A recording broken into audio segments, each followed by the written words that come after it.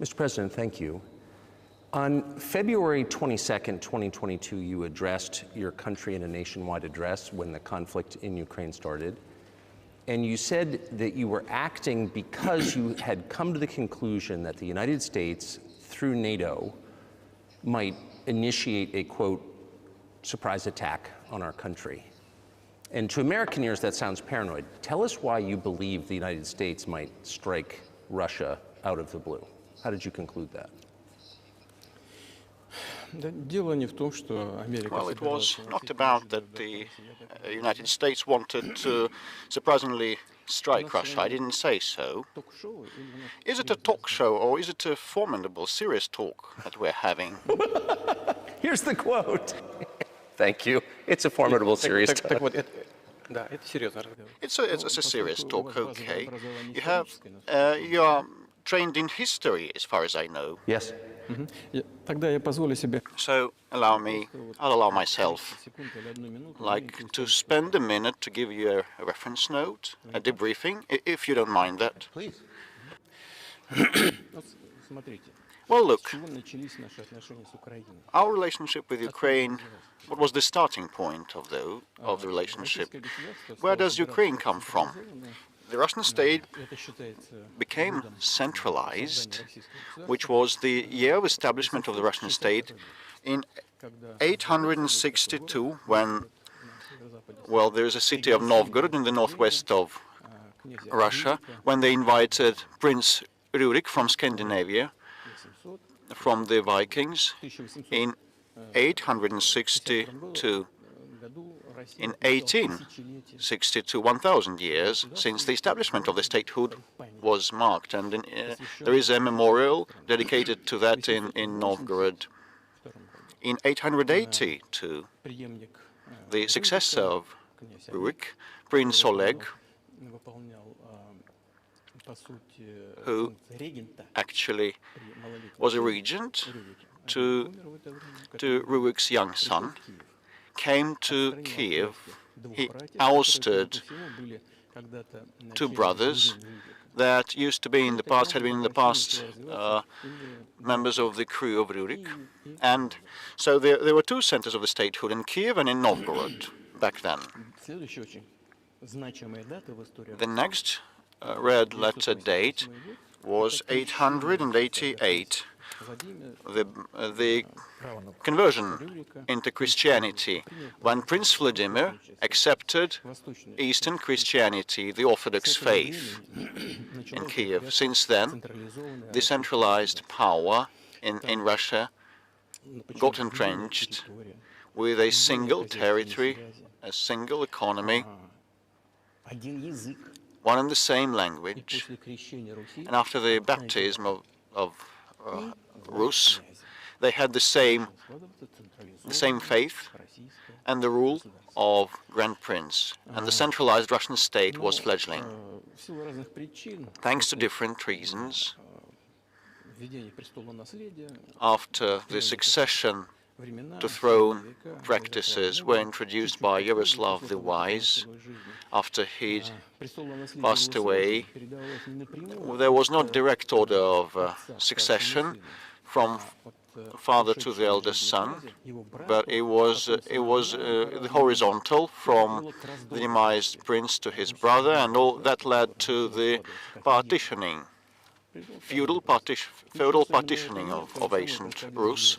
Same happened in Europe. It was a natural process, but that partitioned state, Russian state, became and fell prey to the empire established by Genghis Khan, and Khan party came to Rus, pillaged all the cities,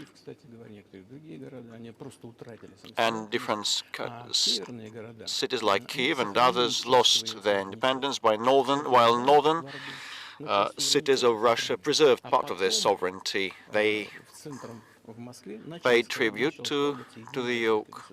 And later, the centralized Russian state became fledgling in northwestern part of Russia, and the southern lands of Russia were gravitating towards another center, the one of Europe, the Grand Lithuanian Dukedom, Duchy, the Lithuanian-Russian Duchy, as the ethnic Russians constituted a big part, and they were Orthodox in faith, and they spoke the ancient Russian language then there, but later Poland, the Kingdom of Poland, and the Grand Duchy of Lithuania were unified, and another unification in spiritual sphere was signed, and part of the Orthodox priests were now subordinate to Pope. So those lands were transferred to the Polish and Lithuanian state, but for decades the Poles tried to convert those people, those Russians, trying to entrench an idea that those were not specifically and fully Russian, trying to assimilate them. Ukraine means the trim of the nation, the trim of the land, the border area. So some of them were border guards or something, but there was not about a specific ethnic group. So the Poles tried to assimilate the Russian population there and treated those lands in a tough or cruel even way. All that led to that part of the Russian lands struggle for their rights. They wrote letters to Warsaw claiming that their rights were to be upheld. I beg your pardon, can you tell us what period? I'm losing track of where in history we are. The Polish oppression of Ukraine. It was in the 13th century, 13th century, 14th century. 13th century.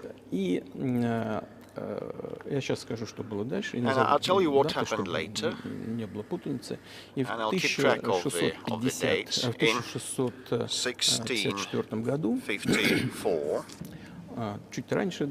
or a bit earlier, the people who controlled power in that part of the Russian lands addressed Warsaw, claiming that some Russian ethnicity and Orthodox rulers would be sent to govern them, and Warsaw declined and rejected that, and then they turned to Moscow, so that Moscow would establish its power over them. Just, I'm not inventing things, don't you think? Just. I'll give you these documents. It doesn't sound like you're inventing it. I'm not sure why it's relevant to what happened 2 years ago. Well, still, these are copies from the archive with letters from Bogdan Khmelnytsky, the one who controlled that part of the Russian lands that is now called Ukraine, and he wrote to Warsaw claiming that the rights be upheld, and when he was rejected, he received a refusal, he started writing to the Tsar of Moscow, wishing to be part of the Russian lands. And there is a translation in Russian and in English, probably. Russia would not accept them straight away, because they feared that a war with Poland would be unleashed. In 1654, the Zemsky Council decided that this part of the ancient Russian lands be accepted as part of the new Russian land. And the war with Poland began, and it lasted for 13 years, and afterwards a truce was enacted after the 1654 Act. 32 years afterwards, the eternal peace with Poland was established and proclaimed. And all the left bank of the Dniester River, including Kiev, Dnieper River, was part of Russia, became part of Russia, and the right bank of Dnieper became part of Poland. And under the rule of Catherine the Great, Russia returned all those historical lands of its. And that all happened and lasted till the revolution. But before World War I, using the ideas of Ukraine ethnicity and origin, the Austrian General Staff started promoting the Ukrainian origin and Ukrainian identity, because they, in the view of the First World War, they wanted to weaken the prospective enemy. And you know, the idea that had been born in Poland, that those people residing in that territory were not specifically and wholly Russian, was later promoted by the Austrian General Staff, and theorists appeared in the 19th century upholding the independence of Ukraine. They spoke of its need to obtain independence, but all the pillars of the Ukrainian sovereignty, all the proponents, said that Ukraine was to have a very good relationship with Russia. They insisted on that. Well, after the revolution of the 1917 happened, Bolsheviks tried to restore the statehood, and the civil war began, including a standoff with Poland. In 1921, the peace treaty with Poland was proclaimed, and under this treaty, the right bank of Dnieper River once again belonged to Poland. In 1939, after Poland cooperated with Hitler, and they collaborated with Hitler actually. We have all the documents in the archive, and Hitler proposed Poland a peace treaty and a friendship treaty, but he claimed that Poland should give the Danzig corridor back to Germany, and that connected the main part of Germany with East Prussia and Königsberg.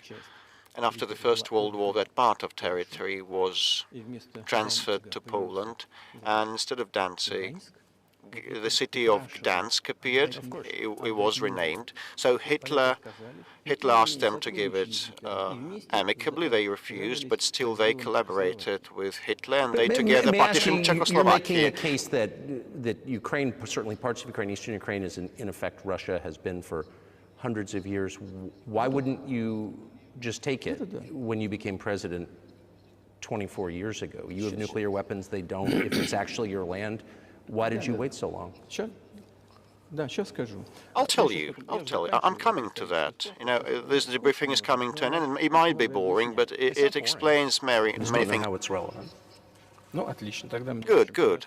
I'm so gratified that you appreciate that. So after, before World War II, Poland did not accept the claims of Hitler, the demands of Hitler, but participated in partitioning of Czechoslovakia, but it did not give the Danzig corridor to Germany. The Poles played too much, and as a result of that, Hitler started the war with them, against them. On the 1st of September 1939, Poland turned uncompromising, and Hitler had to begin with Poland and the USSR. I have read some archives. The USSR behaved in an honest way. The USSR asked Poland's permission to transit their troops through the Polish soil to help Czechoslovakia, but the then Polish foreign minister said that even if Soviet planes would fly over Poland, they would be downed, he said. But that doesn't matter. What matters is that the war began, and Poland fell prey to their own policies against Czechoslovakia. According to the Molotov-Ribbentrop Pact, part of that territory now belongs to Russia, including Western Ukraine. And Russia, that was then named the USSR, came back to its historical lands. And after the victory in the Great Patriotic War, as we call World War II, all those territories were enshrined to belong to the USSR, finally and definitively. And actually, Poland, as a compensation, received the originally German Western lands, the eastern part of Germany, part of the eastern part of Germany, some segments. These are now western lands of Poland, and it once again received the part of the coastline of the Baltic Sea, and the Danzig once again was renamed to become Gdansk. So this is how the whole situation happened, and when the USSR was established in 1922, the Bolsheviks started establishing the USSR, and they established the Soviet Ukrainian Republic that was not existent before, hadn't existed before. And Stalin insisted that those republics would become autonomous entities. Unfortunately, strangely, Lenin insisted that they should have a right to withdraw and pull out of the USSR. And to unknown reasons, he transferred some of the lands to that Soviet Republic of Ukraine that belonged previously to Russia, and that became part of the Ukrainian Soviet Republic, including the Black Sea region that was conquered by Catherine the Great, and it had no historical bearing on Ukraine, had no relations. In 1654, when Ukraine got reunified with Russia, they were the size of 3 to 4 contemporary regions of Ukraine. In 1654. You obviously have encyclopedic knowledge of this region, but why didn't you make this case for the first 22 years as president that Ukraine wasn't a real country? Yes, the Soviet Ukraine received a great deal of territory that had never belonged to it, including the Black Sea region. Russia received those lands as an outcome of the Russian-Turkish wars, and they were called New Russia or Novorossiya. But that doesn't matter. But actually Lenin, the founder of the Soviet state, gave Ukraine its own territory, and for decades the Ukrainian Soviet Republic was part of the USSR. And to unknown reasons, the Bolsheviks promoted the Ukrainian culture and language. Ukrainization was called, and similar things were done in other Soviet republics. The ethnic profiles of those republics were raised and promoted. This is how Soviet Ukraine was created, and after the Second World War, Ukraine received part of the lands that had belonged to Poland before, and part of the land that had belonged to Hungary and Romania before. So Romania and Hungary were deprived of part of their lands, and these lands were snatched and given to Ukraine, and now they're still part of Ukraine. So in this sense, Ukraine is an artificial state that was established. Hungary has a right to take its land back from Ukraine, and that other nations have a right to go back to their 1654 borders? Well, I'm not sure whether it should come back to the 1654, but if anyone believes, and everyone believes, that the Stalin regime rule saw a lot of violations of human rights and violation of the rights of other nations. In this sense, actually, one can state that they may have a right to claim those lands back. Have you told Viktor Orban that he can have part of Ukraine?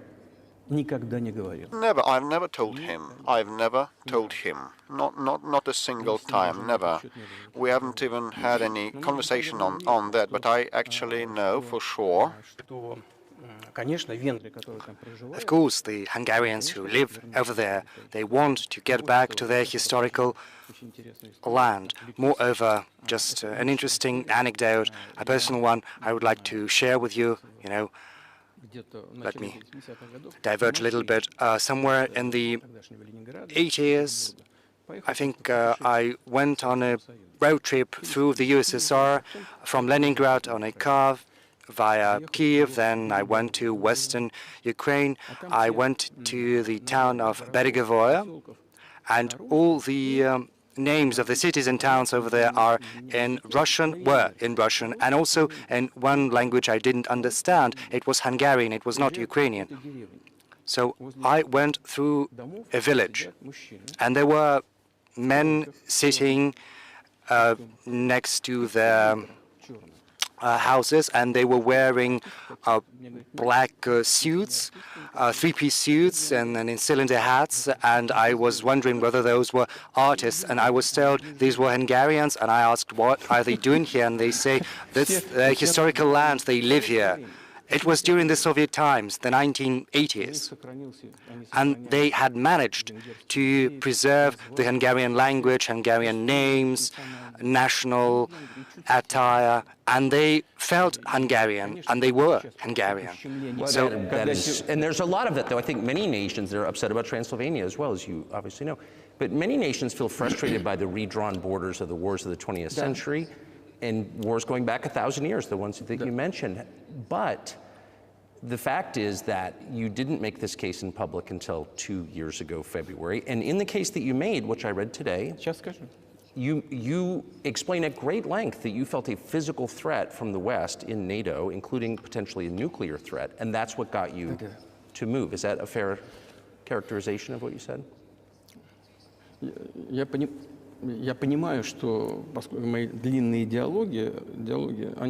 Well, yes, I understand that probably a long soliloquy does not fit the genre of an interview. So I asked whether that was a show or a serious talk, and you said it was a serious talk, so bear with me, please.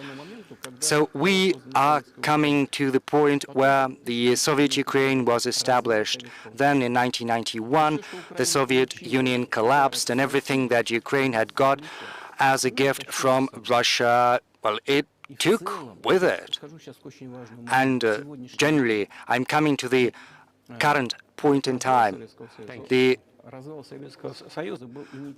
The collapse of the Soviet Union was basically the initiative of the Russian leadership. I do not understand what they were thinking back then, but I suspect that there were several elements to their rationale, several reasons. First, I believe that the then Russian leadership thought that the fundamental basic relations between Russia and Ukraine, such as common language, because 90% back then spoke Russian, familial ties, because, 1 in 3 Russians have families or some other ties in Ukraine, common culture, common history, common religion.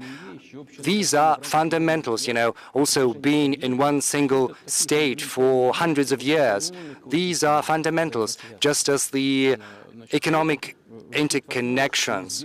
And that is what drove the Russian leadership to think that inevitably the relations would be good between the two countries. And secondly, as an American citizen, I want you and your audience to know that the Russian leadership thought that, okay, the USSR would cease to exist, but there would be no more divisive lines of ideological nature. They also thought that Russia, voluntarily, of its own volition, decided to dissolve the Soviet Union, thinking that the civilized West, as it were, would see that as an invitation to friendship and alliance. That is what Russia was expecting from the US and the collective West as a whole.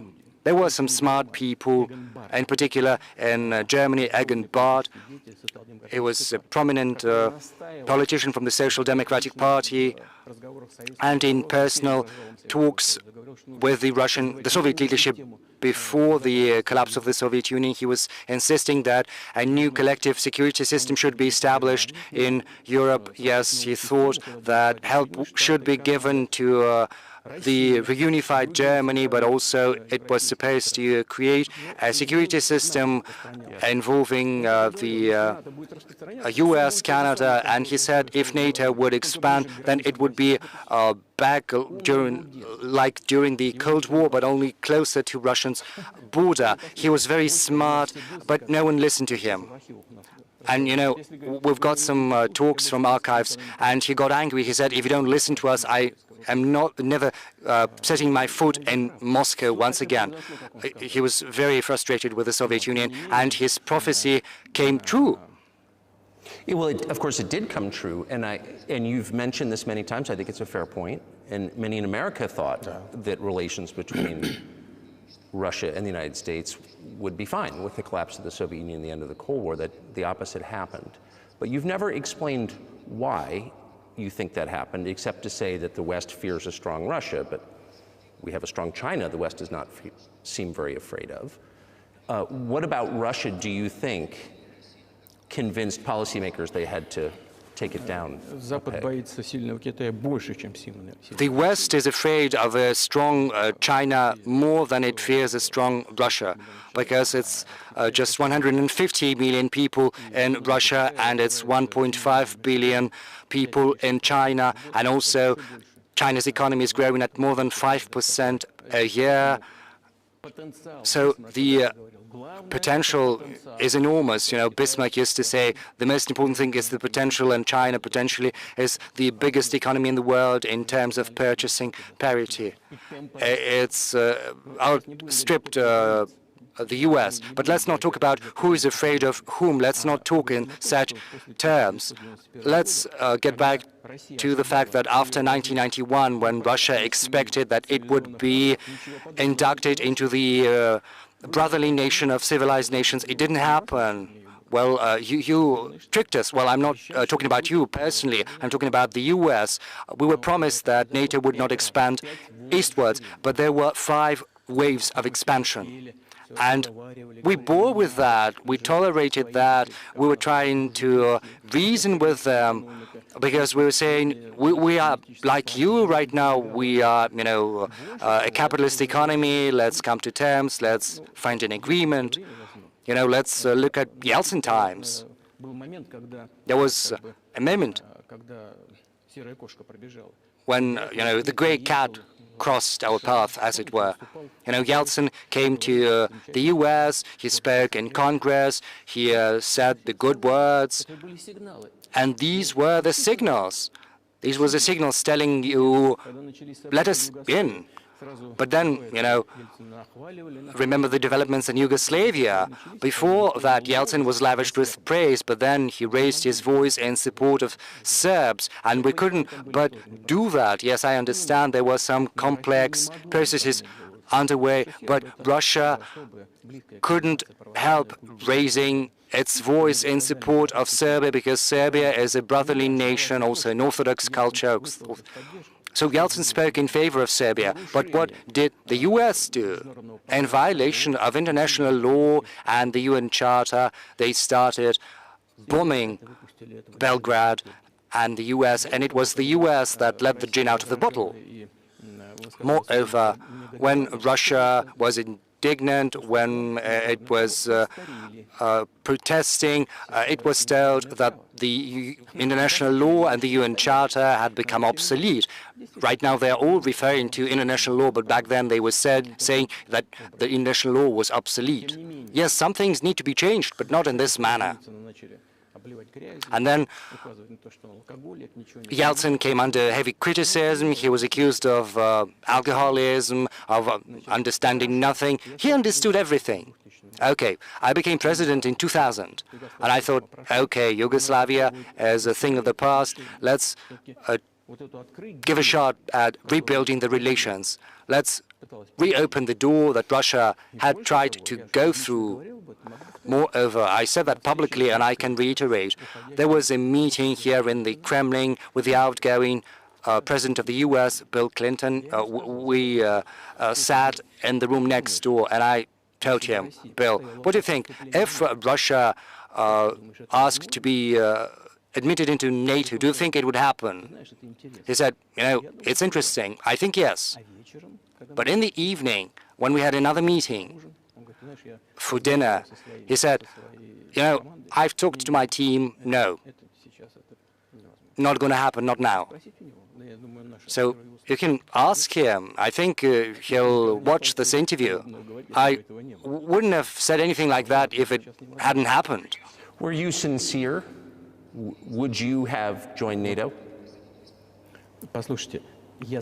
Listen, I asked a question. I said, is it possible? And the answer was no. But if he had said yes, would you have joined NATO? If he had said yes, then the process of rapprochement would have commenced, and it might have happened in the end if there were some sincere wish on this side of our partners, but it didn't happen. Okay. Why do you think that is? Just to get to motive, I know you're clearly bitter about it, I understand, but why do you think the West rebuffed you then? Why the hostility? Why did the end of the Cold War not fix the relationship? What motivates this from your point of view? You said that I feel bitter because of that rebuffal. No, that's not bitterness. I'm just stating the facts. Because, we're not bride and groom. These are not the terms we've got to use in speaking about such matters. We understood that they were not expecting us there. Okay, we said, let's build relations in another manner. Let's look for common ground elsewhere. Why we got that negative response, you should ask your government. I could only guess. We would be too big of a country with its own opinion. Well, I saw how NATO solves and settles matters. Just an example I would like to cite. It applies to Ukraine. The US says something and all the rest just tune in and they follow and they wake. I'm not going to open any secret to you or say anything new, but after that conversation, we made different attempts at building relations. Just to cite an example, during the events in the Middle East and Iraq, we were building our relations with the US in a very prudent, cautious manner, and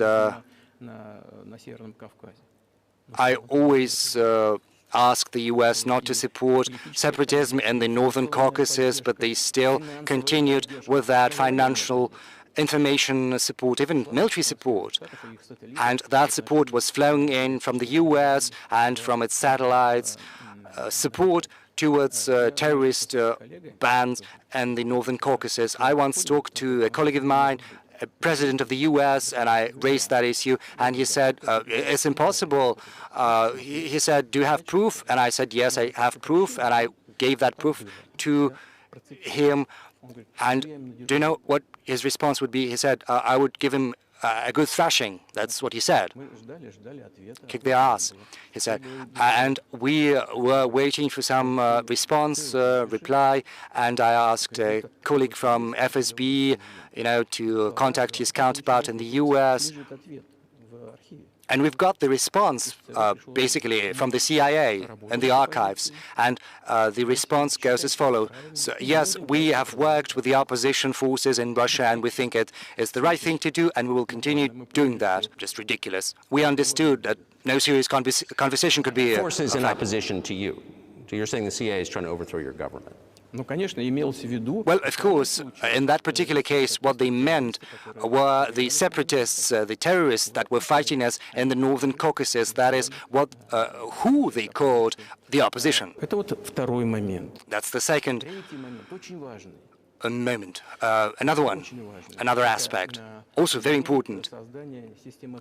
I'm talking about the setting up of the US ABM system, the very beginning of that. We long tried to persuade them to not to do that. I got an invitation from Bush Senior. He invited me to visit his place on the ocean, and we had a very serious conversation with President Bush, with his team. So I proposed the following. I said, the US, Russia, and Europe should come up with, should set up a joint shared ABM system against the threats against our security. Even though, you know, the official statement of the US was that the ABM system they were setting up was against Iran, the threat of Iran. So I suggested, why not join forces together, the US, Russia, and Europe? And I got a very interesting response. They asked me, are you serious? Let me ask, what year was this? Well, I don't remember. We can look it up on the internet when I was in the US at the invitation of Bush Senior. And it's easier to learn from someone I'm going to tell you about in a sec. And they told me, yes, that is a very interesting proposal. And so I said, just imagine if we can solve this strategic task together, the world would change. Yes, we would probably have differences, economic differences, political differences, but we would drastically change the situation in the world. And they asked me, are you serious? And I said, yes. They said, we need some time to think. And I said, okay, go ahead. And then, you know, at this very room where we're talking, we got former CIA Director Gates and also State Secretary Rice.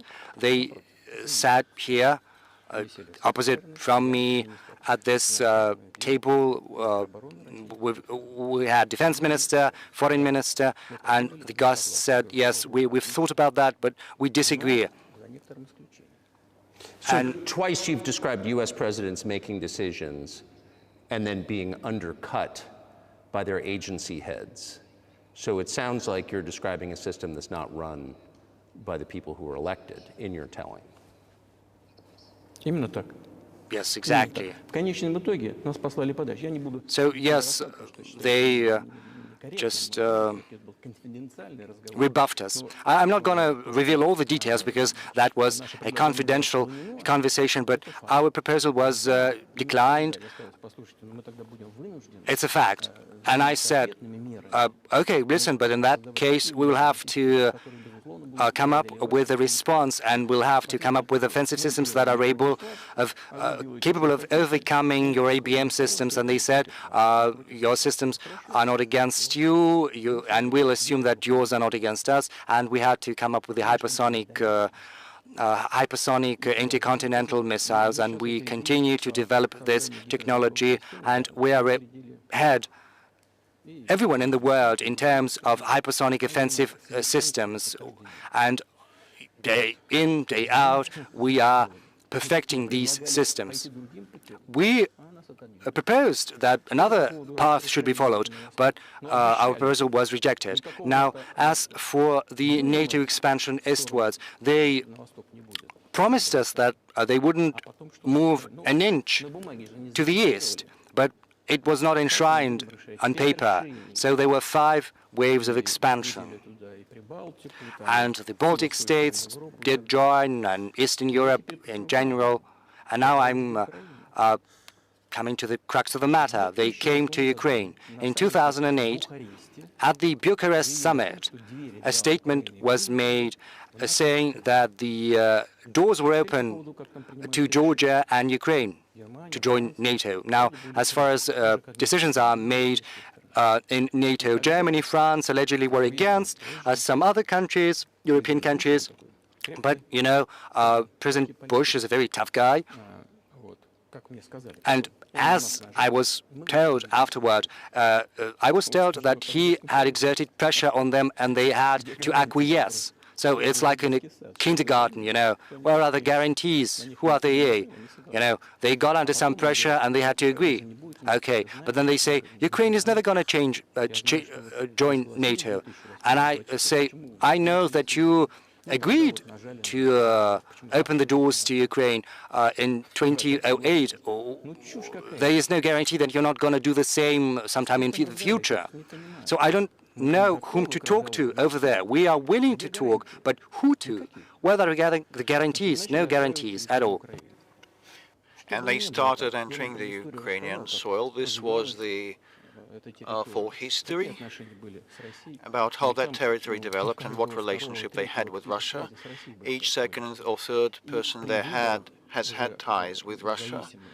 So when the elections happened in the new sovereign Ukraine as a result of the Declaration of Independence of Ukraine that said that Ukraine was a neutral state, but all of a sudden in 2008 NATO doors were opened to that. So it's so interesting, but we hadn't agreed to that. We didn't come to terms on that. All presidents that rose to power in Ukraine relied on voters, on the electorate that had a good relationship and a good attitude to Russia. The southeast of Ukraine had always had a good attitude to Russia. And, you know, it was very difficult to dissuade this electorate. And Mr. Yanukovych rose to power afterwards there. He won the election after Kuchma, and the rerun was organized. There was not enshrined in Ukrainian constitution. This was a coup, actually, a coup d'etat. Just imagine someone in the United States wouldn't like the outcome. No, prior to that, before. So after President Kuchma retired, Yanukovych won the election, but his opponents did not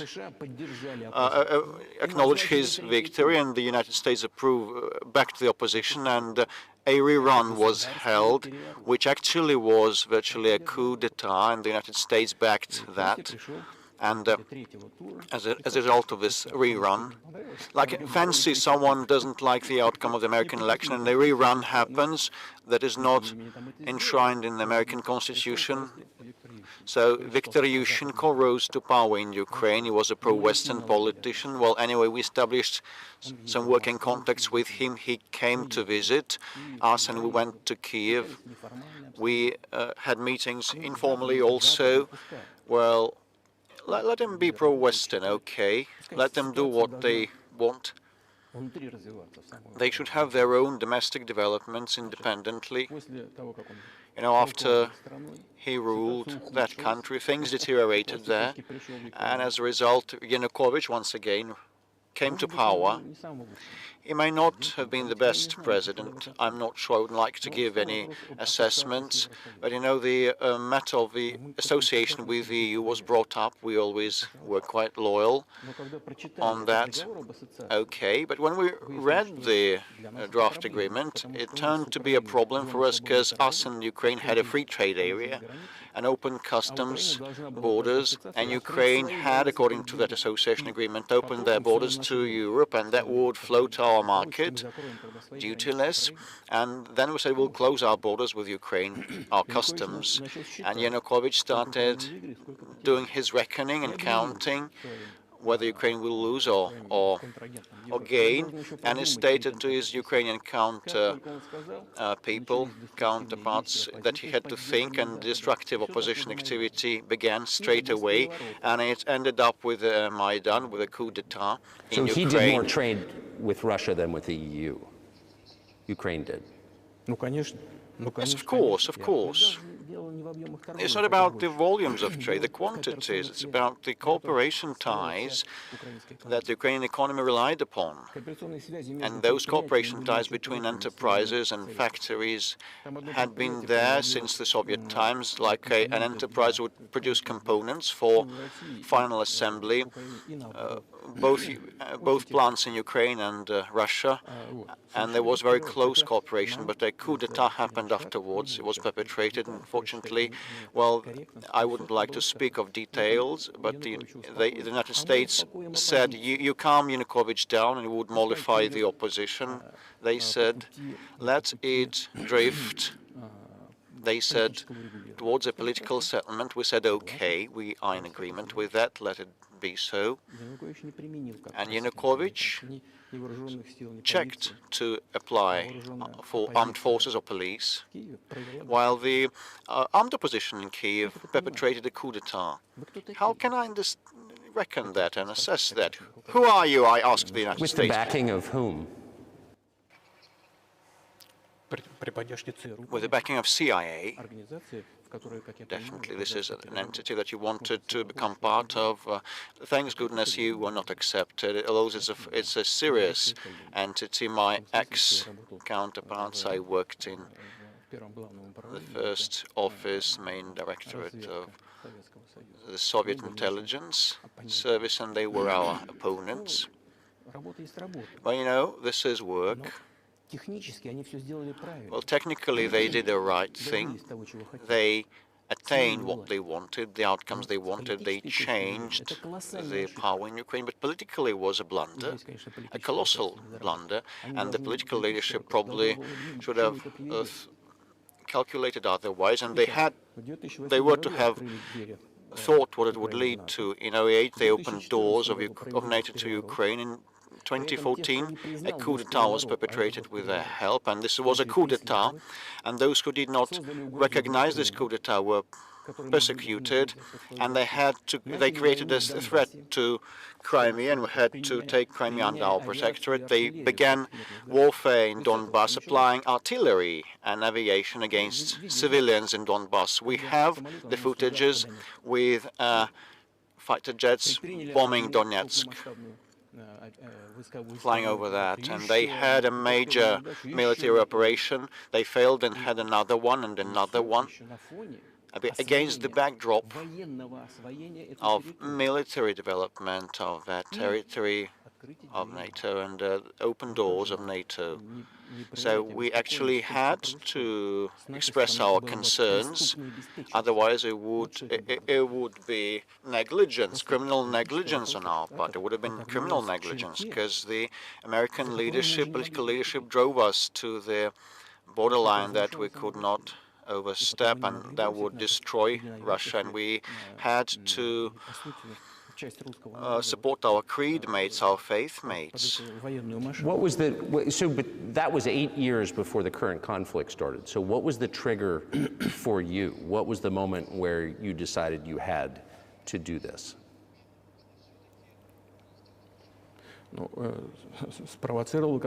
Well, the trigger originally, the trigger was the coup d'etat in Ukraine, and representatives of 3 European nations came then, Germany, Poland and France, and they acted as guarantors of the agreement subscribed between Yanukovych and the opposition, and they put their signatures as guarantors. Despite that, the opposition perpetrated that coup, and these countries pretended they were not the guarantors. They were oblivious, and they threw it to the dustbin. And I'm not sure whether there is any knowledge in the United States about the guarantors and this agreement between opposition and the Yanukovych government. And instead of a political settlement, they supported the coup, they backed the coup. There was no point in that, actually, believe me, because Yanukovych agreed to everything, and he was ready for early election, and he had no chance, he stood no chance to succeed, to win. Why then perpetrate this coup and all those victims? And why pose a threat to Crimea and launch an operation against Donbass? I cannot understand that, I cannot fancy. This is the miscalculation of theirs, and the CIA did its part, played its part. One of the deputies of Secretaries of State said that they spent around $5 billion on that. But why do that? Why have they done that? It could have been done legally. legitimately and without the loss of Crimea for them. And we wouldn't stir a finger. We wouldn't have stirred a finger had there not happened the developments, the bloody developments on Maidan. We back then agreed that after the collapse of the USSR, the borders would be as agreed, as stated, but we never agreed to an expansion of NATO or that Ukraine would become part of NATO. We never conceded and accepted that there would be NATO military bases there without any talks with us. We kept begging for decades, don't do this, don't do that. This actually acted as a trigger to the recent development, and with respect to the recent development, the leadership of Ukraine stated they would not abide by the Minsk Accords that were signed after the developments of 2014 in Minsk, with a plan laid out for peaceful settlement in Donbass. And the today's Ukrainian leadership, their foreign minister and other officials and the president said they didn't like a thing about the Minsk package of measures, and they would not stick to them. And the former leaders of France and Germany said that around a year ago, said in public, worldwide, that they had signed that agreement, but they had not been going to execute to fulfill that. You know, they pulled our leg. Was there anyone for you to talk to? Did you call a U.S. President, Secretary of State, and say, if you keep militarizing Ukraine with NATO forces, this is going to be we're going to act? We kept telling them that.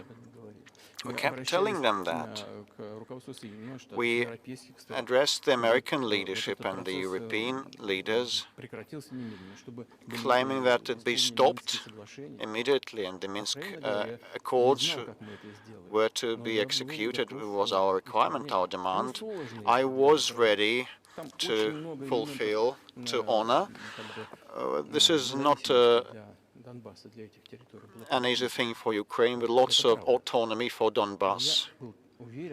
But I was positive. It was my sincere belief that if we would persuade those people living in Donbass to come back to the Ukrainian statehood, and they had to be persuaded, the wounds would heal, I was sure, and sooner or later, gradually, that part of the Ukrainian territory would fit back into the overall frame of reference of Ukraine, and pensions and allowances would be paid once again. But no one wanted that in Ukraine. They wanted to act with the help of military force only. And it ended up with this situation, and they stated in Ukraine we would not fulfill the package of measures, and they started the war back in 2014.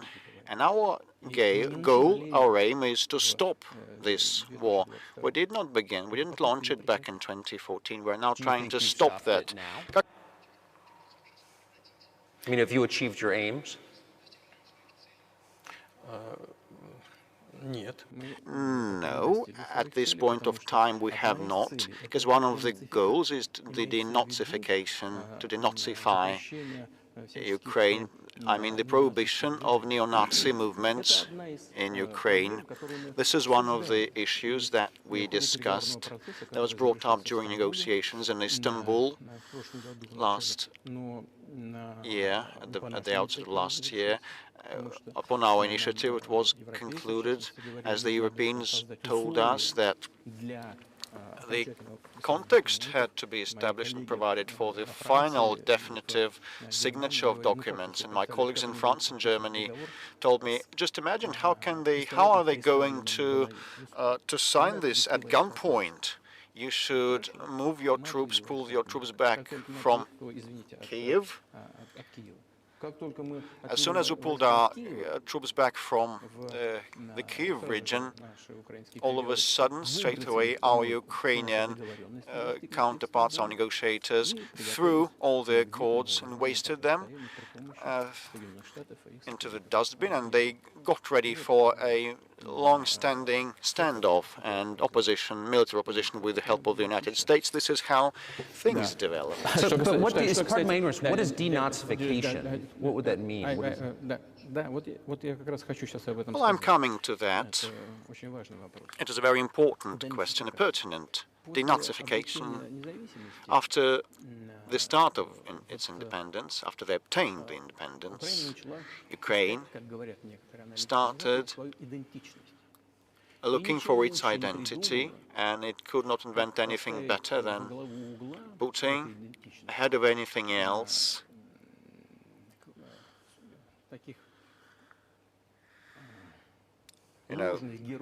the false heroes that collaborated with Hitler. I have already said that in early 19th century, the theorists of a future prospective Ukrainian independence appeared. They assumed that an independent Ukraine was to have a good relationship with Russia. But in the course of the historical development, and those territories were part of Poland, Ukrainians were persecuted, and this identity was pressed upon, the crackdown upon, and that all remained in people's memory. And once World War II began, part of that far right or far nationalist elite began to collaborate with Hitler, thinking that Hitler would bring them freedom. And the German troops, the SS troops, did the filthiest part of the job to eliminate Poles and Jews, and they did it with the hands of the collaborators, of those collaborators, and that massacre of the Poles and the Jews, of Russians, happened as a result. It was led by Bandera, Shushkevich, and other characters well known.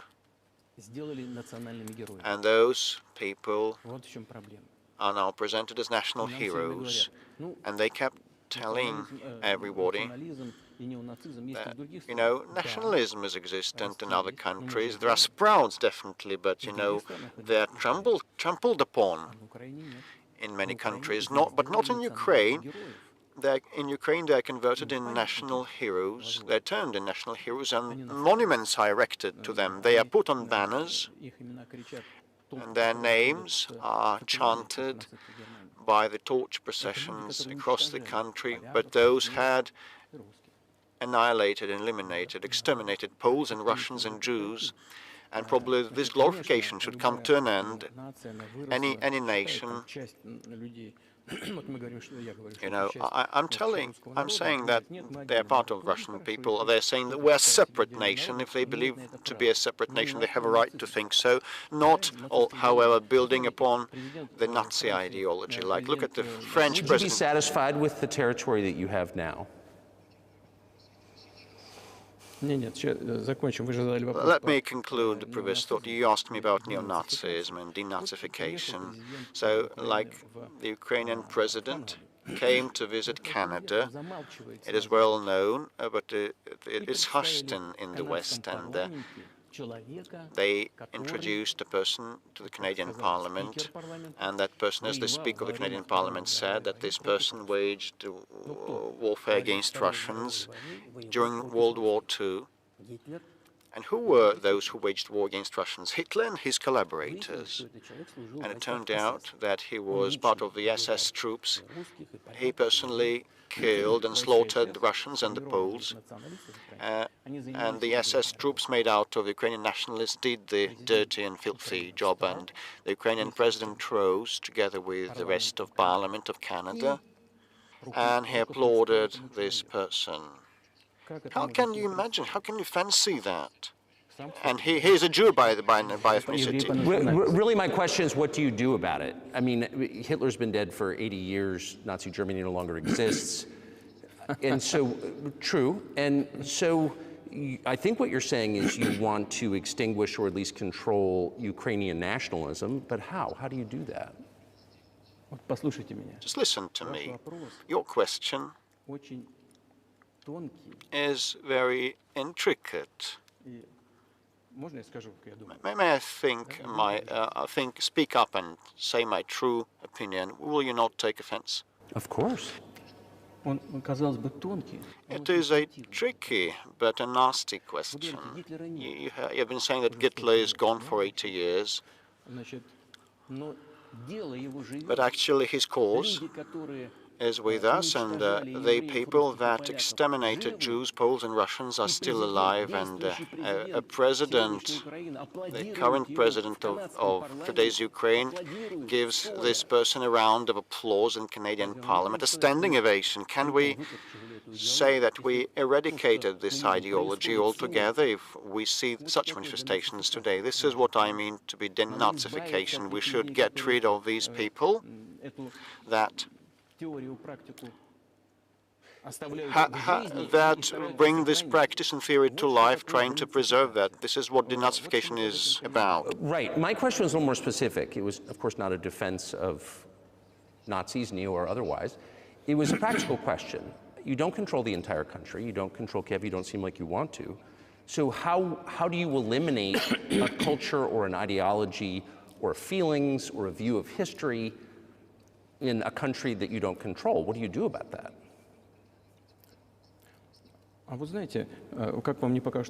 Well, you know, strange as it may seem to you, during the talks in Istanbul, we did come to an agreement. And, you know, everything was put on paper, saying, like statements that no Nazism, neo-Nazism would be cultivated in Ukraine, that it would be prohibited at the legislative level. So we did come to an agreement on this subject. And this can be achieved through talks. And there's nothing humiliating in that to Ukraine as a modern civilized state. Does any country have the right to propagate Nazism? No. That's it. Will there be talks, and why haven't there been talks about resolving the conflict in Ukraine, peace talks? Well, these talks did happen, and they did reach a very high point of according our positions. It had been difficult, but these talks were almost finished. But once we withdrew our troops from Kiev, the other side, namely Ukraine, simply discarded all the agreements that had been achieved, and it noted an agreement following the orders of the US and the Western countries to fight Russia until victory. Moreover, the Ukrainian president introduced a legislative ban on having negotiations with Russia. He signed a decree that bans anyone from having talks with Russia. How can they have talks if he prohibited himself from doing that and the rest as well? Yes, we do know that there are some ideas with regard to this settlement, but in order to come to an agreement, you need to have dialogue, right? Well, but you wouldn't be speaking to the Ukrainian president, you'd be speaking to the American president. When was the last time you spoke to Joe Biden? Well, I don't remember. Well, we could look this up. Well, why do I have to remember everything? You know, I've got many things to attend to. Well, he's funding the war that you're fighting, so I would think that would be memorable. Well, yes, he does fund that. When did that happen? The last time I spoke to him was before the beginning of the special military operation. Incidentally, I'm not going to go into details, but back then I told him, I said, I think you're making a mistake of historical proportions in supporting what is currently happening over there. I told him that, and I had said that to him on multiple occasions. What did he say? Well, you should ask him, please. It's easier for you, because you are a citizen of the US, you can go there and, you know, ask him. I think it would be wrong, improper for me. Since before February of 2022. No, we haven't spoken. We do have some contacts. Incidentally, you remember I told you about my proposal on working together on setting up a joint ABM system. Yes. Well, you can ask all of them, because all of them, luckily, are very healthy and all alive, and the former president, and Condoleezza, and Mr. Gates, I think, and the current director of CIA, Mr. Burns. Back then, he was ambassador to Russia, and I think he was very successful at what he was doing. And they were all witnesses to these conversations. You can ask them. And if you're interested in to know what President Biden responded to my words, you should ask him. I'm definitely interested, but from the outside, it seems like this could devolve or evolve into something that brings the entire world into conflict and could initiate a nuclear launch. And so why don't you just call Biden and say, let's work this out? Solve this how? Solve what? Because everything actually is very simple. We've got contacts at the level of different agencies. And, you know, I'm going to tell you what we're trying to, what kinds of signals we are sending to them. And what we're saying is, if you want this over, you have to stop the supplies of weaponry, and everything is going to end in several weeks, and then we can agree on the terms. It's as easy as that. So no need to call for that. And what messages do you get back? Well, asking them for that, for what? Because yes, they are gonna supply this and this weaponry to Ukraine, and well, we're not afraid. Okay, do that. Do you think NATO is worried about this becoming a global war or a nuclear conflict?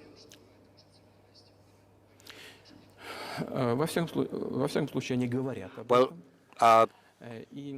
anyway, they're talking about that, and they're trying to intimidate their own population using an alleged, made-up Russian threat. And still, thinking people and analysts, those who work in politics, understand full well that this threat is simply fabricated. They're trying to fuel the Russian threat. What I think you're referring to is a Russian invasion of Poland, Latvia, expansionist behavior.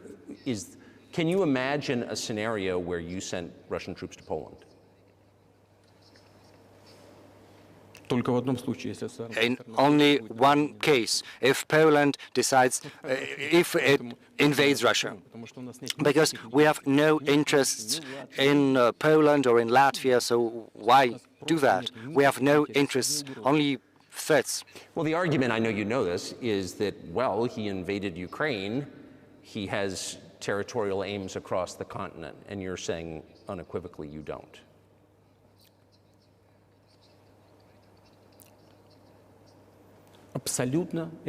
Absolutely. No.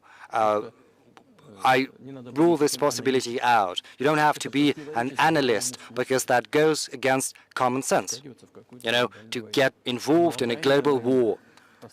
Because a global war would push humanity as a whole to the brink of extinction. Yes, there are means of deterrence. That's true.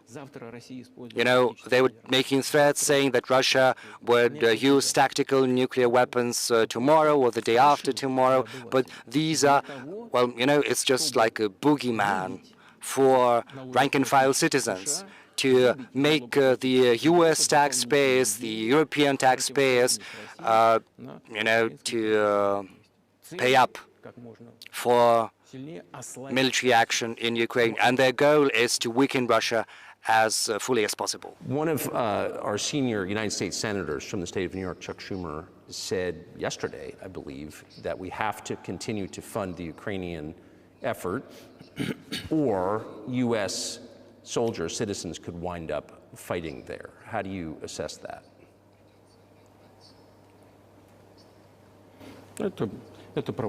I think it's provocation, and a cheap one to boot. I don't understand why American soldiers would have to fight. You know, there are mercenaries from the US in Ukraine. The biggest number from mercenaries comes from Poland and then the US. If someone wants to dispatch regular troops to Ukraine, then that would, no doubt, put humanity on the brink of a very serious global conflict. Does the US need that? Why?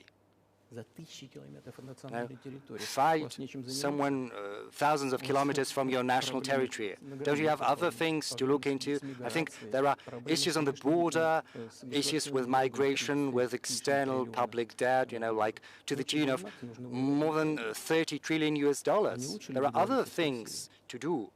Isn't it better to come to an agreement with Russia? Given the current developments, given that you understand that Russia is going to fight for its national interests until the very end. So this should compel us to get back to common sense, to have respect for our country, for our interests, and to search for solutions. I think this would be far smarter and far more sensible. Who blew up Nord Stream? You did. I was busy that day. Nate, do you have I did not blow up Nord Stream. Thank you, though. Well, personally, you might have an alibi, but CIA doesn't have one. Do you have evidence that NATO or the CIA did it? Well, you know, I'm not going to go into detail, but as they say, you know, you've got to search for someone who had interest in that. And in this particular case, you have to search not just for someone who is interested in that, but also someone who has the capabilities, because there are many people who are interested in that, but, you know, not everyone is capable of scouring the bottom of the Baltic Sea. But I'm confused. I mean, that's the biggest act of industrial terrorism ever, and it's the largest emission of CO2 in history. Okay, so if you had evidence, and presumably given your security services, your intel services, you would, that NATO, the US, CIA, the West, did this, why wouldn't you present it and win a propaganda victory? Well, it's very difficult, you know, to achieve a propaganda victory, because the US controls all the global media. And as far as many European media are concerned, the end beneficiary in many cases are American funds, foundations. So, you know, getting mired in that, well, this is one avenue to pursue, but, you know, it can turn out to be very expensive.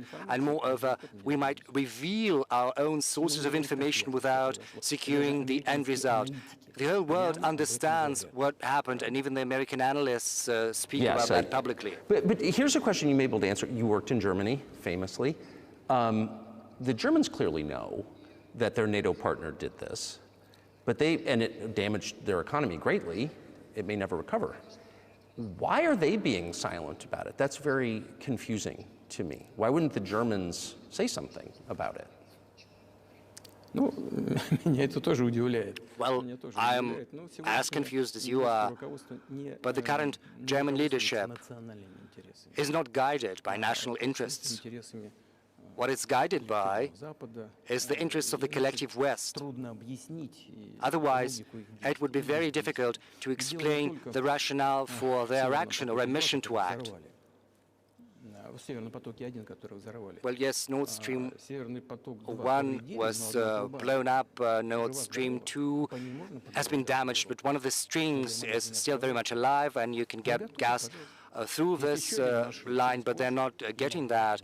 We are willing to do that, but they're not asking for that. There is another route via Poland, and Poland has shut that down. But Poland is eating from the hands of Germans. They're taking money from the European funds, whereas the biggest donor to those funds is Germany. But Poland has shut down the pipeline leading to Germany. Why did they do that? I do not understand. Or let's have a look at Ukraine. Germany is the second biggest donor after the US in terms of financial aid provided to Ukraine. Through Ukraine, there are two gas pipelines, so why wouldn't they take one of the gas pipelines? They could ask Ukraine to open that up, and they would get gas from Russia. So the Germans are giving them money, giving them weapons, so they could ask for gas from Russia in response, because otherwise they have to pay triple price for LNG. And it brings down the competitiveness of the German economy. And they're giving money to Ukraine, and they could ask in recompense, for some economic support like gas. So you should ask them why they're doing what they're doing. These are incompetent people. Well, maybe the world is breaking into two hemispheres, one with cheap energy, the other without. And I want to ask you that. If we're now a multipolar world, obviously we are, can you describe the blocks of alliances? Who is in each side, do you think? Well, you are saying the world is being split into two hemispheres. It's our brain that is divided into hemispheres. One hemisphere is responsible for one field of action, the other is more creative, but still it's one brain, it's one head, and the world should be one, should be united. Security should be together, should be common, shared. It shouldn't be security just for the golden billion. And only if it's one world, then the world is going to be predictable and stable. And as long as the head is split into two, it's a disease, and a grave one too. And right now the world is suffering from this grave disease. But I think, to a large extent, thanks to sincere and honest journalism, we will be able to overcome that disease. Well, let's just give one example, the US dollar, which has kind of united the world in a lot of ways, maybe not to your advantage, but certainly to ours. Is that going away as the reserve currency, the universally accepted currency? How have sanctions, do you think, changed the dollar's place in the world? Well, I think this is one of the gravest strategic mistakes committed by the U.S. leadership, using the U.S. dollar as an instrument for foreign political confrontation, because dollar was the cornerstone of American prosperity and power, and everyone understands and understood that, because however many dollars you've printed, they go around the world. Inflation is at a minimum, I don't know, 3% or so, 4%, which is an acceptable level for the US. And you can print as many US dollars as you like. Because the public debt of the US is testimony to that. But be that as it may, dollar is still the cornerstone of American power across the world. But once the US leadership decided to use the US dollar as an instrument for foreign policy confrontation, once they did that, they dealt a blow to the American power. I would be loath to use for better words that are improper, but it is a very grave mistake. Look, even the American allies decrease their dollar reserves. They are starting to search for ways to shield themselves, because if the U.S. applies restrictive measures to certain countries, such as freezing assets or restrictions on transactions, then it is a very grave signal to the whole world. What did happen in Russia? Until 2022, around 80% of Russian foreign trade transactions were carried out in US dollars. And US dollar accounted for about 50% of our transactions with third countries. whereas currently this figure has been brought down to 13% or so. But we were not the ones to prohibit the use of US dollars. This was not our goal. It was the US decision to restrict our transactions in dollars, which is absurd, especially from the point of view of the interests of the US taxpayers, because this decision has dealt a blow to the American economy, undermining the American power across the world.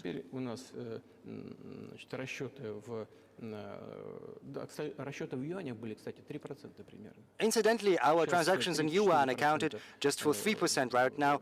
We've gone up to 30% in transactions in rubles and 34% in yuan, in renminbi.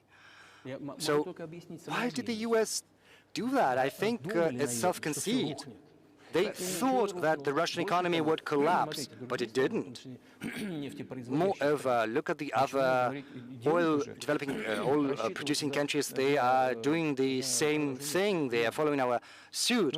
They start to pay for oil in renminbi. Do they understand what they're doing in the US? What are they doing? You know, it's like undermine their own prosperity here. Ask anyone who is the thinking person in the US. I think that's I think that's a fair assessment. The question is what comes next, and maybe you trade one colonial power for another much less sentimental and forgiving colonial power. I mean, is the BRICS, for example, in danger of being completely dominated by the Chinese economy in a way that's not good for their sovereignty?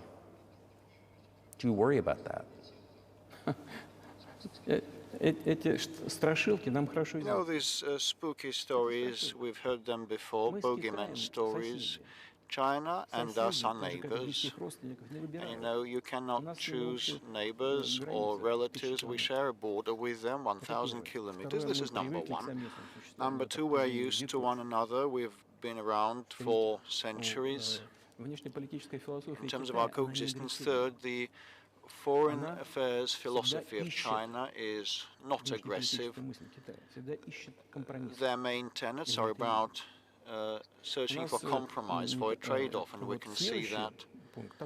And the next point is as follows, and I try to lay it out mildly, in mild language, where I said that the volume of cooperation and trade with China keeps growing, while the pace of the growth of China's cooperation with Europe is higher, outpacing the cooperation with Russia. Just ask the Europeans, are they not afraid of being exposed to China?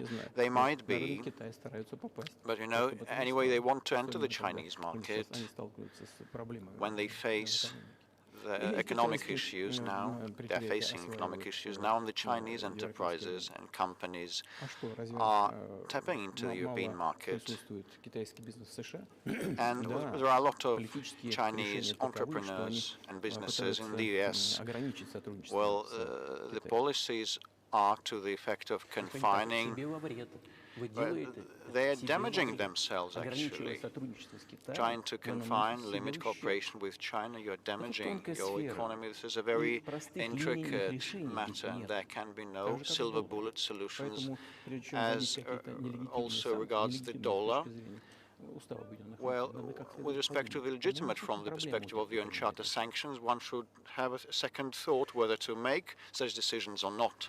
So you said a moment ago that the world would be a lot better if it weren't broken into competing alliances, if there was cooperation globally.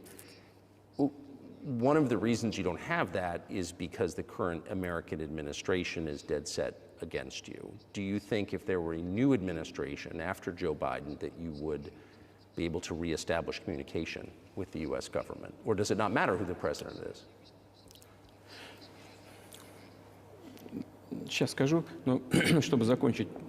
Let me finish the previous thought. We have $200 billion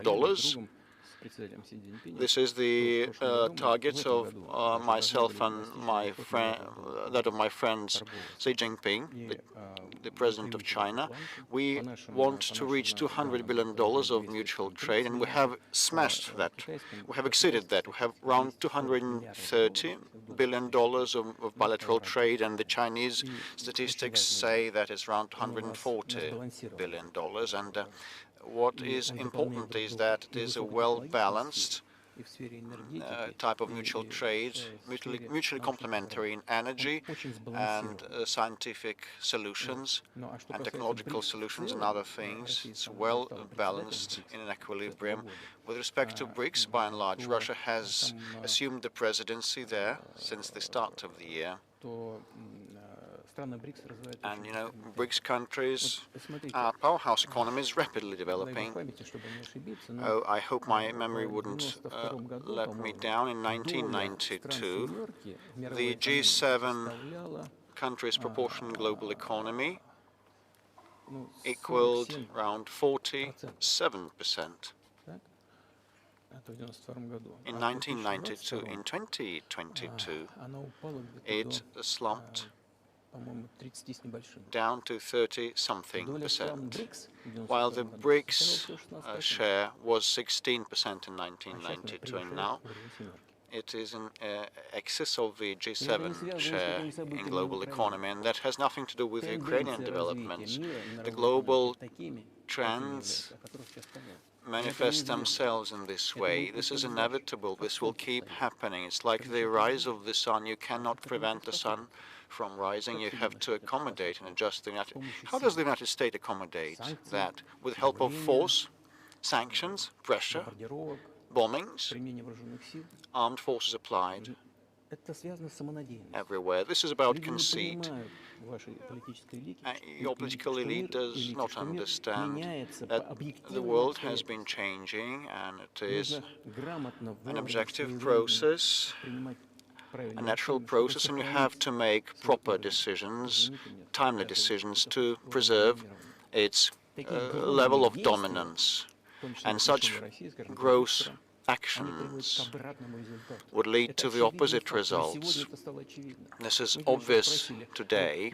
You've just asked me whether another administration in the US would change things. It's not about the leader, the personality or administration. I had a very good relationship with George Bush, and I know that in the United States he is treated as a simple countryside guy that has little idea of things, but it's not true.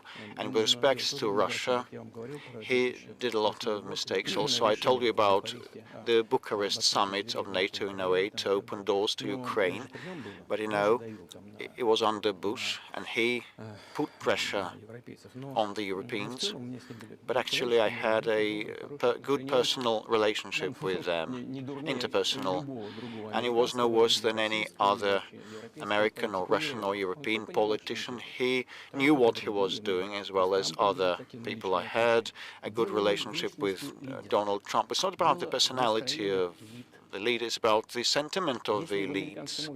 If the American society has the prevalence of domination at all costs, with the help of resorting to force, things will deteriorate, keep deteriorating. But if they come to a conclusion, they come to infer that the world is changing and that is a natural process that cannot be helped, they have to adjust themselves using the advantage that the American nation still has. In this case, something will change for the better. The Chinese economy has become #1 by PPP. They have outpaced the US in volumes. And then there is India, 1.5 billion people living there. And then comes Japan, fourth, and Russia is fifth global largest economy. Last year it became the largest economy in Europe, despite all the restrictions and sanctions.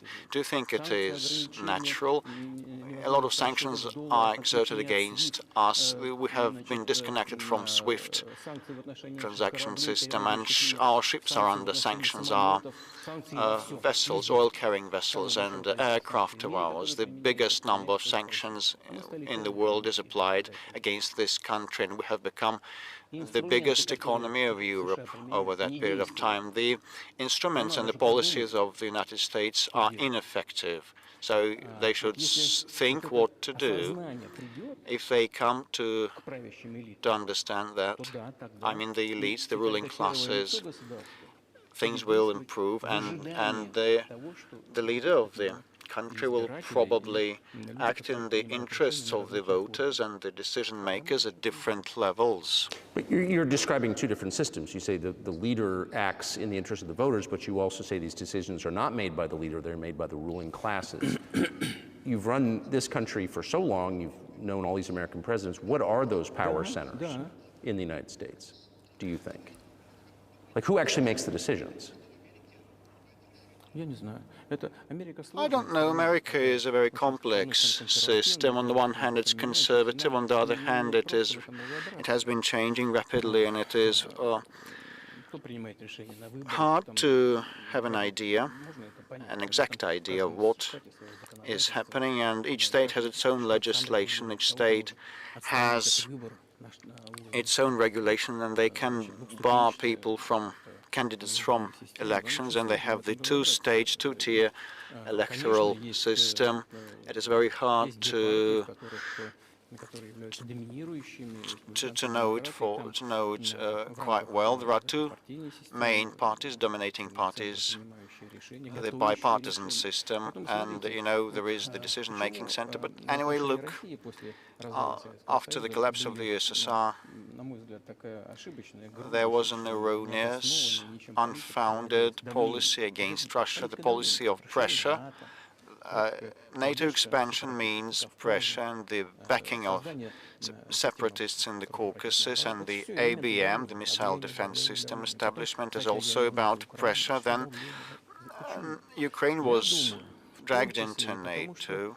It is also an element of pressure. Why so? Because excessive production capabilities were created. Lots of think tanks and centers and Soviet studies professionals that knew no other thing, and they persuaded the political leadership that they should keep pressing Russia, mounting pressure to partition Russia with several quasi-states on its territory, so that their aggregate potential and capability would be used for further struggle with China. This is a mistake, because there have been too many professionals dealing with the opposition to the USSR. Probably there is need for new, fresh blood and forces and people that are forward-looking and know what is happening worldwide. Look at Indonesia, 600 million people, a huge population that you cannot turn a blind eye upon, and Indonesia is now entering the club of the leading economies, and despite all economic problems, the US has a good economic situation, and the growth rate is around 2.5%, if I'm not mistaken. But actually, if you want to provide for a good future, you have to change the approach to what has been happening. The world will anyway change, irrespective of what is the outcome of the Ukrainian situation. The world has been changing, and the pundits and experts in the US start writing that gradually the United States changes its policies to the world, but whether it's abrupt, quick and painful, or smooth and gradual, this is the question. And these are the ideas of people that are not anti-American in nature, that they are looking and tracking the global developments. And we need to have more forward-looking people that can analyze things and recommend something to the political leadership.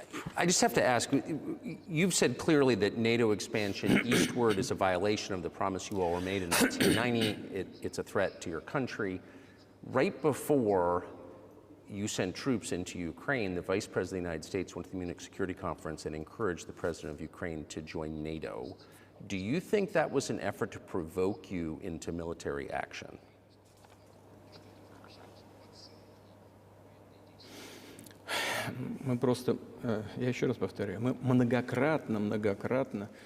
Well, we repeatedly,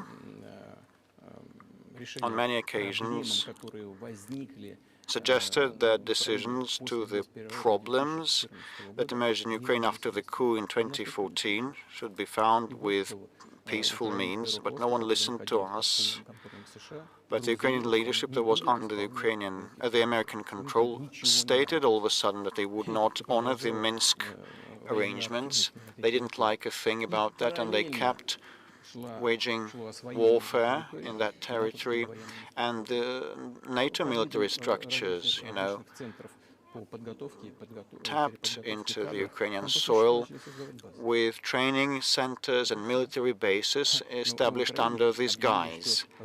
And in Ukraine, they proclaimed that the Russians are not an original nation, not an authentic nation, and they enacted laws that would limit the rights of the ethnic Russian and Russian speakers. Ukraine received the southeast as a gift from Russia, but all of a sudden they stated that Russians were not an authentic ethnicity there. In their totality, all these things brought about the desire to stop the war launched by the neo-Nazis in 2014 in Ukraine with the use of force. Do you think Zelensky has the freedom to negotiate a settlement to this conflict?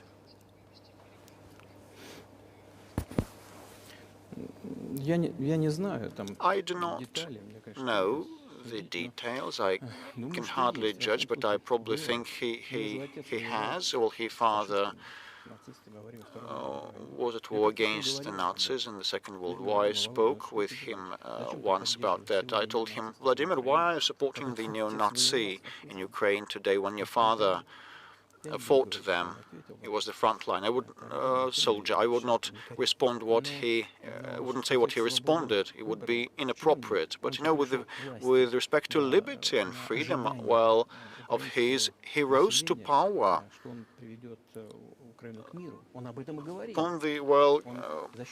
With the help of the Ukrainian expectations that he would bring peace to Ukraine. This is why he had a landslide victory. But when he rose to power, he figured that probably it would be better not to quarrel with the neo-Nazis and nationalists because they are aggressive, and you can expect anything, they are loose cannon. And the second point is that the West will keep supporting those who are against Russia always, because it's beneficial. So this is why he adopted this position, despite the previous promises and pledges to his people to stop the war in Ukraine. So he deceived his own voters. But do you think at this point, as of February 2024, he has the latitude, the freedom, to speak with you or your government directly about putting an end to this, which clearly isn't helping his country or the world? Can he do that, do you think? Why not? Well, he believes himself to be head of state. He won the election, although we believe that all those things that happened after 2014 originated from the coup d'etat, and today's authorities are flawed, deficient, and, he believes himself to be president, and the United States and Europe recognize him and acknowledge his status. Well, we had talks with Ukraine in Istanbul, and we nearly came to terms, and he knew about that. And Mr. Arahami, who led the negotiating team of Ukraine, still is head of Ukraine's ruling party faction in their parliament. So he still is head of that presidential faction. So he's still an MP, and he subscribed the preliminary instrument in Istanbul. And publicly later he said that we were ready to sign it, but Mr. Johnson, the then Prime Minister of the UK, came and dissuaded us to do so, saying that better go to war with Russia and they would give us anything and everything so that we would return all the lands we lost, he said. And they agreed, he said.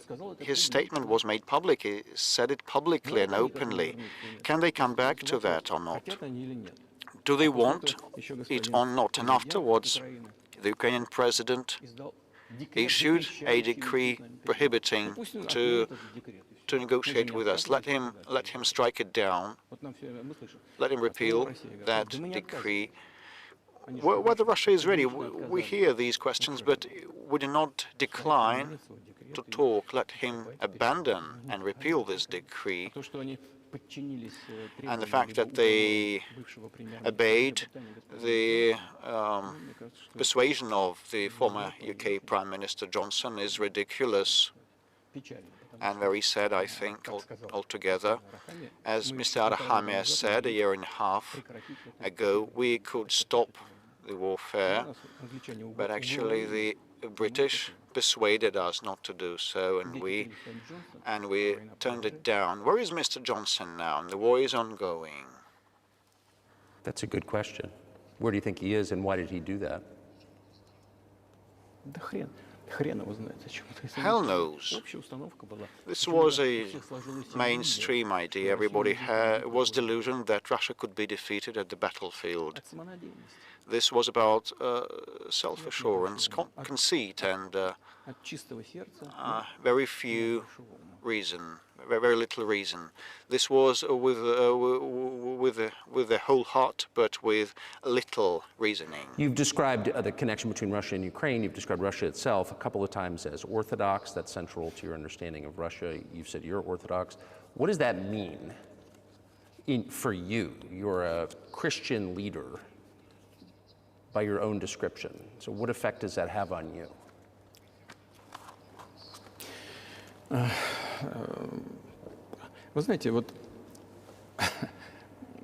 Well, you know, as I mentioned previously, in 988, Prince Vladimir underwent baptism, as his grandmother Olga had done, and then his armed troops also got converted, and then other Russians converted into Orthodox Christianity.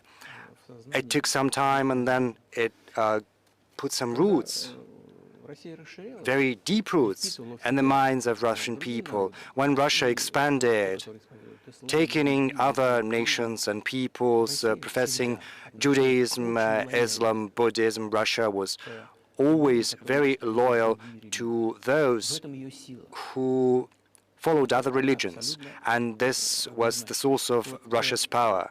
There's no doubt about that. All world religions I have mentioned, and which are also traditional religions of the Russian Federation, have almost the same precepts. The values in these world religions are very close, if not identical. And the Russian authorities have always cherished the culture and the religions of peoples admitted into the fold of the Russian state, which served as the cornerstone of security and stability of the Russian nation, of the Russian people, because all peoples, almost all peoples living here, view Russia as their motherland. Say, if there are people coming to the US from Latin America, or there are migrants coming to Europe, very often they come from their historical land to you, to European countries, whereas those who profess other religions than Orthodox Christianity in Russia still view Russia as their motherland. We are all one big family, and our traditional values are very close. I said this is one big family, but each family also includes other smaller families, and this is the basic foundation of our society. And If the family has tight-knit connections, then that is exactly the case, because you cannot assure a normal future for your children unless you ensure a normal future for the whole country. But can I say that the one way in which the religions are different is that Christianity is specifically a nonviolent religion. Jesus says, turn the other cheek, don't kill. How can a leader who has to kill, of any country, how can a leader be a Christian? How do you reconcile that to yourself?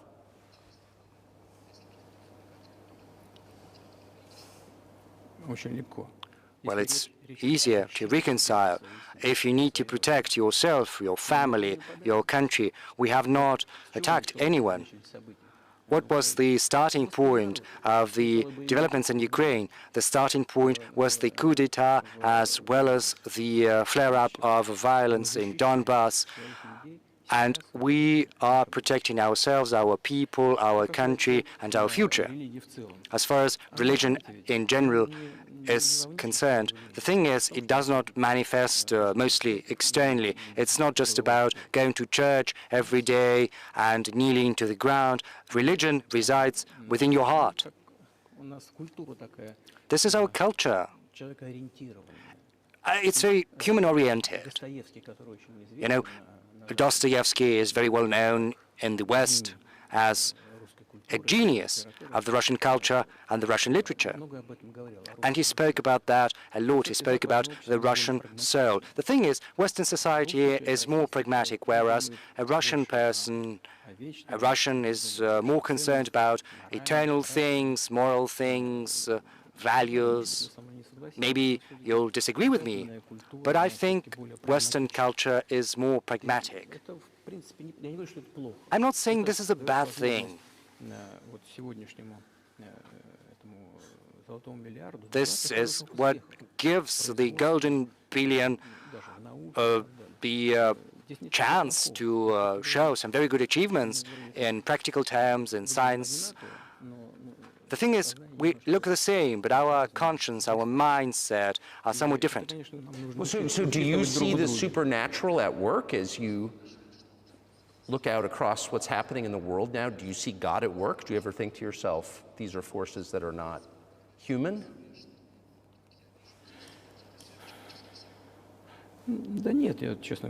No, honestly, I don't think that. I think the world community is developing following the inherent laws, and these laws are what they are, and there's no escaping that. It was always like that in mankind's history. Some countries rose, some peoples got bigger, got stronger, and then they left the international stage, losing the quality they had been accustomed to. Well, let's look at Genghis Khan, or the Golden Horde and the conquerors, or let's remember the Roman Empire. You know, you might think that there was nothing greater than Roman history in the history of mankind, but then the barbarians got stronger, got more numerous, and Rome fell. They had a head start, their economy started to grow stronger, and the regime imposed by the Roman Empire fell apart. But it took 5 centuries. The Roman Empire had been disintegrating for 5 centuries. The difference from the current state of affairs consists in the fact that right now the developments are far more rapid than they used to be during the Roman times. So when does the AI empire start, do you think?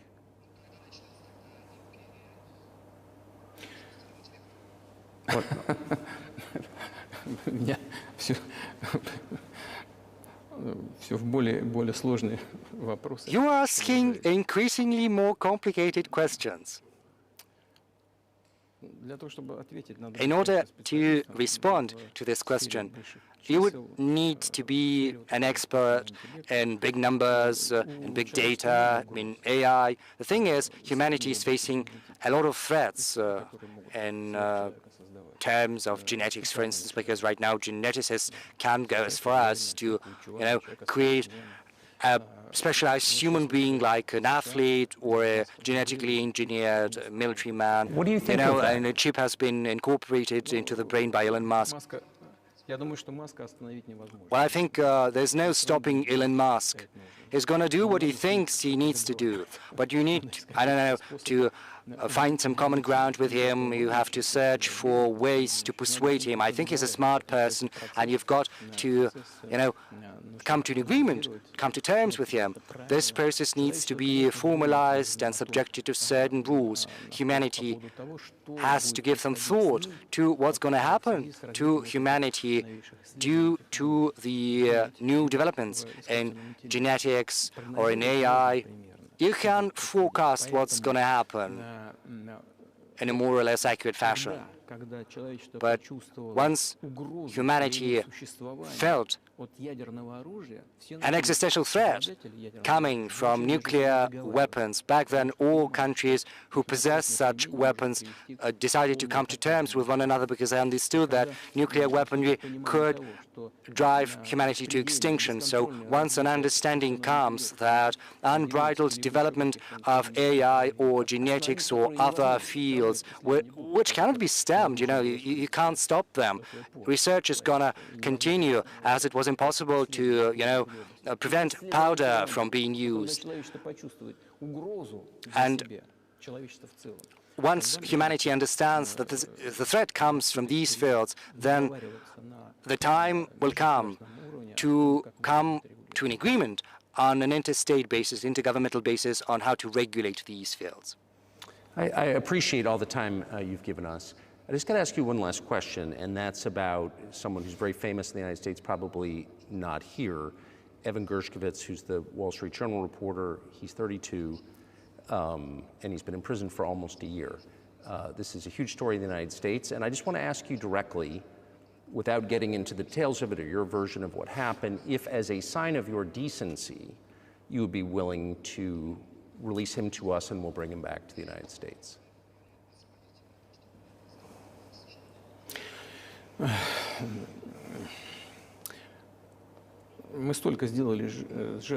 Well, we've done so many gestures of goodwill out of decency that I think we've run out of them.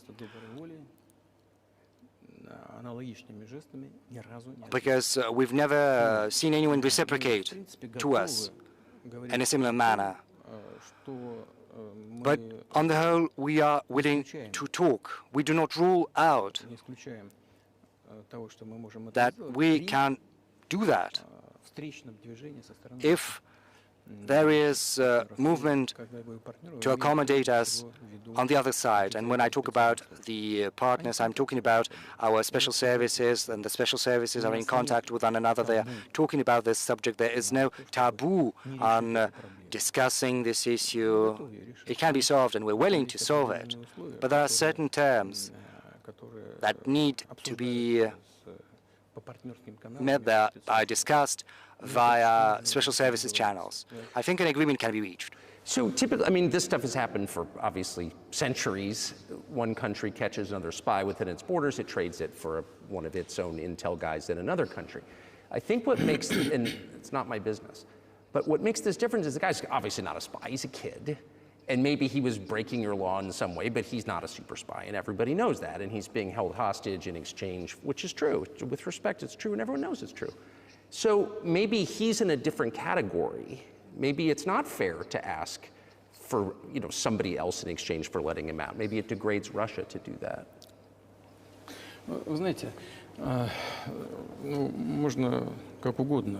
Well, you can give different interpretations to what constitutes a spy, but there are some things under law. If a person gets some secret information, does that confidentially, then that is qualified as espionage, and that is precisely what he was doing. He was receiving some confidential information. He's getting that information in secret. Maybe he'd been implicated in that. Maybe he did that out of his own volition or due to carelessness, but as facts stand, this is qualified under law as espionage, and he was was caught red-handed when he was receiving that information, and it's been proven. So, you know, if it had been some far-fetched excuse, some fabrication, then it would have been a different story. But he was caught red-handed when he was getting in secret some confidential information. But are you suggesting that he was working for the U.S. government or NATO, or he was just a reporter who was given material he wasn't supposed to have? Those seem like very different things. I don't know who he was working for, but I would like to reiterate that getting confidential information in secret is called espionage. Maybe he might have worked under the banner of the American Special Services. I don't think he was working for Monaco, even though Monaco might be interested in getting that information. But it's up to the Special Services to come to an agreement, and some groundwork has been laid. There are people who, in our view, are not tied to Special Services. You know, there is a person serving a sentence in an ally country, well, in a country that is an ally of the U.S., and that person, due to patriotic sentiment, eliminated some bandits in one of the European capitals. During the developments at the Caucasus, do you know what he was doing? I don't want to say that, but I'll do that anyway. He was laying our soldiers taken prisoner on the road, and then he drove his car over their heads. What kind of a person is that? Do you think that's a human being? And, you know, a patriot decided to eliminate that beast, and one of the European countries, he did that at his own volition, or not? Well, that is a different question. Yeah, but Evan Gershkovich didn't do that. I mean, that's a completely different, I mean, this is a 32-year-old, like, newspaper reporter. He is not just a journalist. He's a journalist who was getting confidential information in secret. Yes, that's different, but still, I'm telling you about other people who are basically controlled by the U.S. authorities, whatever they are serving a prison sentence. And there is an ongoing dialogue among the special services, and this has to be done in a calm, responsible, professional manner. The contacts are ongoing, so let them do their work. I do not rule out that the person you've referred to can go back to his country, Mr. Gershkovich. Moreover, it would be senseless to keep him in prison in Russia, but we want our counterparts. The special services in the U.S. should also think about helping our special services in achieving their goals. So we are willing to talk. Moreover, these talks are continuing, and there were many successful examples of these talks crowned with success, and maybe this is going to be crowned with success as well, but we have to come to an agreement. I hope you let him out. Mr. President, thank you. Well, I would also want him to go home, and I'm absolutely sincere with you. But let me say once again, the dialogue continues. The more public we render things of this nature, the more difficult it becomes to resolve them.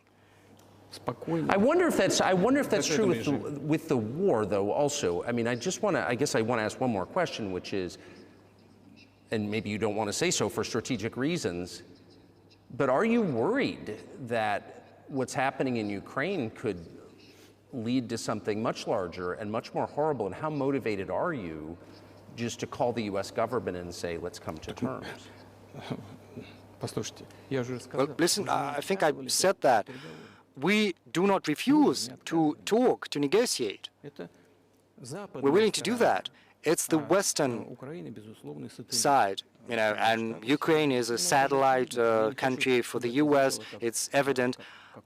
You know, I don't want you to take that as a swear word, no. But we understand that that is what is happening. You know, the financial support is there.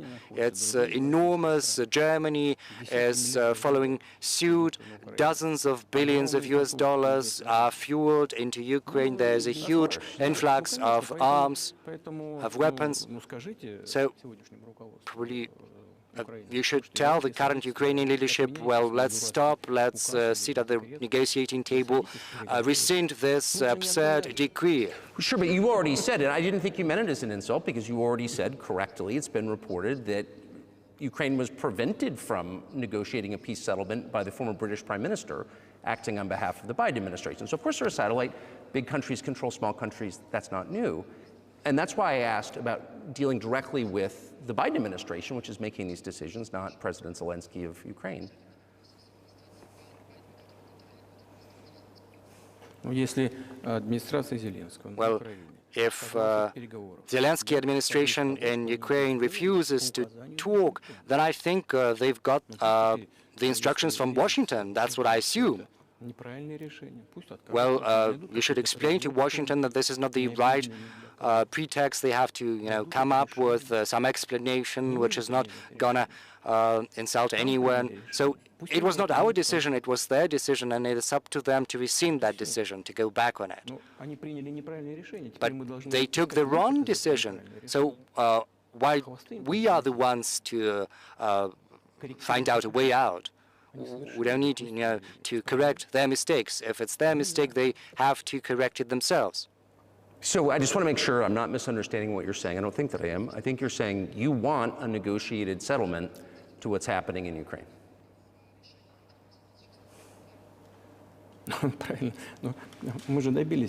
Right, and we were there. There was a very huge document which we prepared in Istanbul, and it was initialed by the head of the Ukrainian delegation.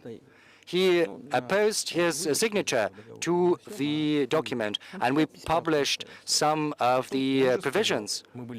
He put his signature, and he said they were willing to sign it, and the war would have been over 18 months ago, but Prime Minister Johnson came and he dissuaded us, and we missed that chance. Yes, it's a mistake, but let them get back to that.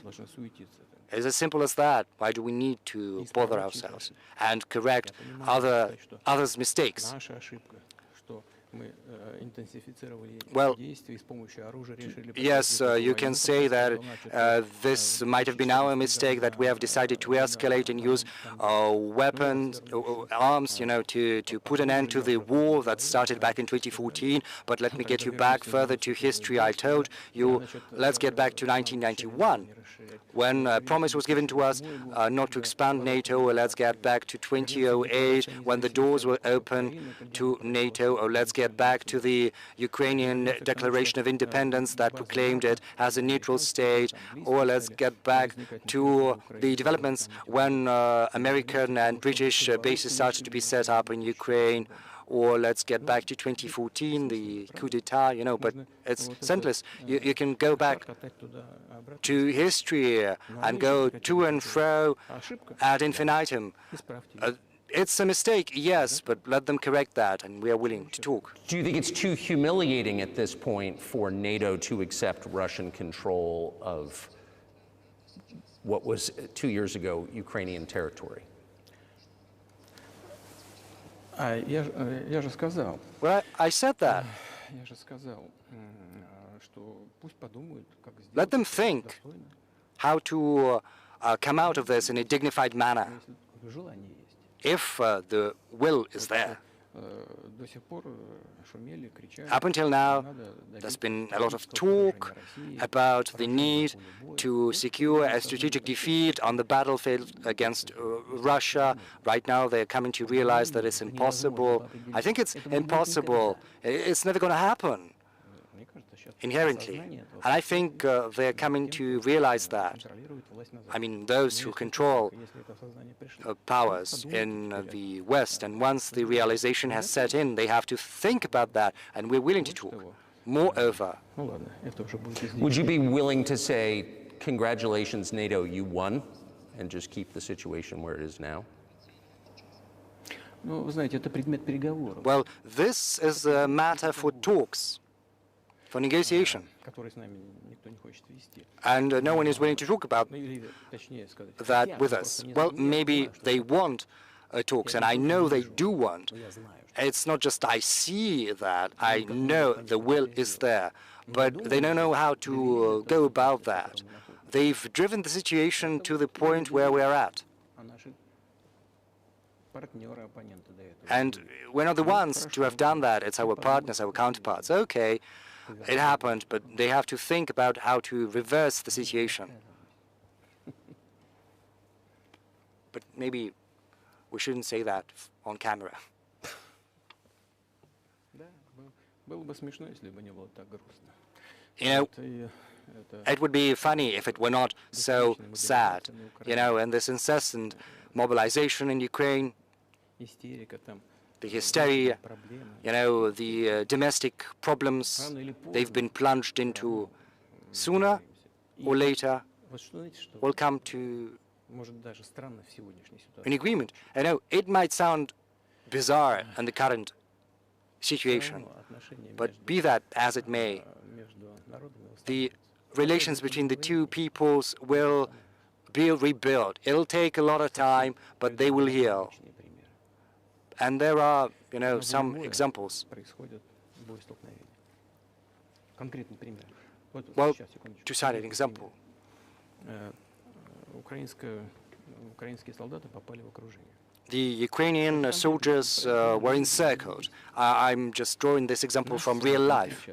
Our soldiers were shouting to them, "There's no chance, surrender yourselves and you'll go out alive." В хорошем русском языке кричат: русские не сдаются. And they are shouting, speaking perfect Russian, saying, "Russians do not surrender," you know, from the Ukrainian. То, что происходит, это в известной So степени what элемент is гражданской войны happening currently, to a certain extent, is an element of civil war. на Западе. Думают, что вот боевые And действия everyone всегда in the West think that the hostilities have driven a wedge into these two nations, splitting them apart forever. But it's not going to happen. They will get back together. растаскивают русскую православную церковь. Why are the Ukrainian authorities dismantling the Ukrainian Orthodox Church? Because it brings together not just the territory, it brings together our souls and hearts. And no one will be able to separate that soul. Закончим?